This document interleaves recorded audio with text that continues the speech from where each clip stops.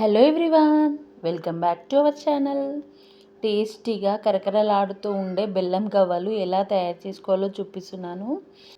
First time చేసేవాళ్ళు కూడా ఈజీగా చేసుకోవచ్చు. మెజర్మెంట్తో సహా చూపిస్తున్నాను. ఒక బేసన్ తీసుకొని అందులోకి 1 గ్లాస్ మైదా పిండి, 1 గ్లాస్ గోధుమ పిండి తీసుకోండి. 2 టీ స్పూన్ బొంబాయి రవ్వ అండి, ఉప్మా చేసుకుంటాం కదా ఆ రవ్వ. 1 టీ స్పూన్ షుగర్ పౌడర్ చేసి వేసుకోండి. 2 టీ స్పూన్ల నెయ్యి. ఈ గవ్వల్ని మీరు మొత్తం మైదా పిండితో అయినా చేసుకోవచ్చు, మొత్తం గోధుమ పిండితో అయినా చేసుకోవచ్చు.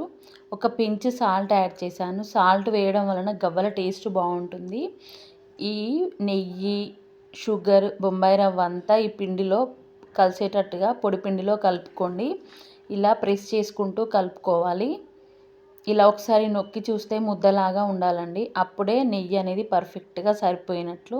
ఈ ముద్ద రాకపోతే మరొక 1 టీ స్పూన్ యాడ్ చేసుకోండి. ఇప్పుడు కొంచెం కొంచెంగా వాటర్ వేసుకుంటూ చపాతీ ముద్దలా కలుపుకోవాలి. కొంచెం గట్టిగానే ఉండాలి పిండి, మరీ సాఫ్ట్గా కలుపుకోవద్దు. సాఫ్ట్గా కలుపుకుంటే గవ్వలు అనేవి గుల్లగా రావండి. ఇలా మర్దన చేసుకున్నట్టు ఒక 5 మినిట్స్ పాటు కలుపుకోండి. ఇది ఒక 10 to 15 మినిట్స్ పాటు నానబెట్టుకోండి పక్కన పెట్టి. మనం ఏ గ్లాస్తో అయితే పిండి తీసుకున్నామో అదే గ్లాస్తో బెల్లం తీసుకోవాలి. 2 గ్లాసుల బెల్లంకి 1/2 గ్లాస్ వాటర్ వేసుకొని కరిగించుకోండి. ఇప్పుడు 15 మినిట్స్ తర్వాత పిండిని ఇలా రోల్ చేసుకుంటూ చిన్న చిన్న పీసెస్గా కట్ చేసుకున్నాను ఈవెన్గా. మీరు చిన్న చిన్న బాల్స్లా కూడా చేసుకోవచ్చు. ఇలా కట్ చేసుకుంటే అన్నీ ఒకే సైజులో వస్తాయని నేను ఇలా కట్ చేశాను. ఇప్పుడు వీటన్నిటిని ఒక బేసన్లో తీసుకొని గవ్వల చెక్క ఉంటుంది కదా, దానిలో పైనుంచి ఇలా ప్రెస్ చేసుకున్నట్టు అనాలి. అప్పుడే గవ్వ షేప్ అనేది మంచిగా వస్తుందండి. చూసారా ఎంత బాగా వచ్చిందో. వీటన్నిటిని చేసుకొని పక్కన పెట్టుకోండి. ఇవి ఒక 10-15 మినిట్స్ పాటు ఆరనివ్వాలి. ఆరితే నూనె అనేది ఎక్కువగా పీల్చవు. డీప్ ఫ్రైకి ఆయిల్ పెట్టుకొని ఆయిల్ కొంచెం హీట్ అయ్యాక ఒక గవ్వ వేసి చూస్తే బబుల్స్ లాగా వస్తాయి. అప్పుడు 1 by 1 వేసుకోండి. వేసినాక ఒక 5 మినిట్స్ పాటు వీటిని కదిలించొద్దు, అవే పైకి తేలుతూ ఉంటాయి.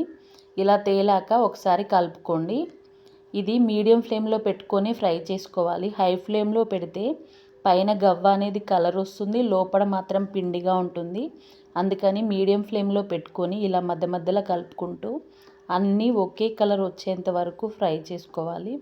చూసారా, ఈ కలర్ వస్తే సరిపోతుంది. గవ్వలు వేగిపోయాక ఆయిల్ కూడా నురగ తగ్గిపోతుంది. ఇప్పుడు ఇవి తీసుకోండి. నేనైతే 2-3 వాయిల కింద వేయించాను. ఈ గవ్వ అయితే లోపల గుల్లగా క్రంచీగా వచ్చిందండి. ఇప్పుడు పాకం ప్రిపేర్ చేసుకోవాలి. వీటిని పక్కన పెట్టుకొని మనం కరగపెట్టుకున్న బెల్లాన్ని ఫిల్టర్ చేసుకోండి. నాన్ స్టిక్ దాంట్లోకి నేను ఫిల్టర్ చేస్తున్నాను. నలకలు ఏమైనా ఉంటే పోతాయి కదా, అందుకని వేడి చేశాను. ఒకసారి బెల్లం నీళ్ళని వేడి చేసి ఫిల్టర్ చేసుకున్నాను. స్టవ్ ఆన్ చేసుకొని మరిగించుకోవాలి. ఒక 2 ఇలాచీల్ని క్రష్ చేసి వేసుకోండి పౌడర్ లాగా.